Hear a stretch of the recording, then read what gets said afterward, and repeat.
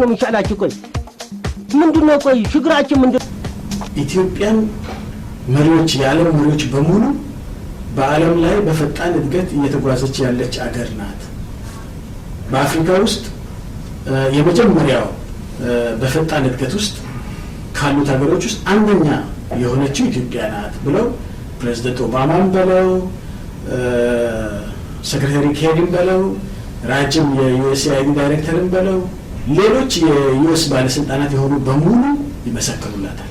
እሱ ብቻ አይደለም፣ የአውሮፓ መሪዎች በሙሉ ይመሰክሩላታል።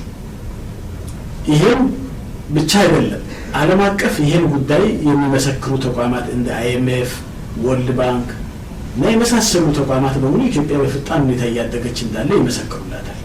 አይሰለቻቸው እንጂ ትንሽ ሰው ምን ይለናል እንኳን አትልም እንጂ ይሉኝታ ጠፋባቸው እንጂ ትክክለኛ መረጃ መስጠት አለብን። ዛሬ ይሄን አጋጣሚ ተጠቅሜ መናገር የሚፈልገው አገራችሁ ኢትዮጵያ አሁን ባለችበት ሁኔታ አንገቷን ቀና አድርጋ መራመድ ችላለች።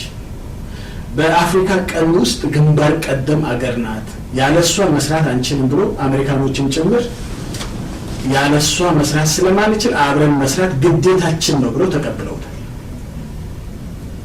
እና አፍሪካ ውስጥ ኢትዮጵያን ሳይያዝ የትም መድረስ አይቻልም ብሎ ሁሉም ዓለም ውስጥ ያሉ መሪዎች ተስማምተውበታል።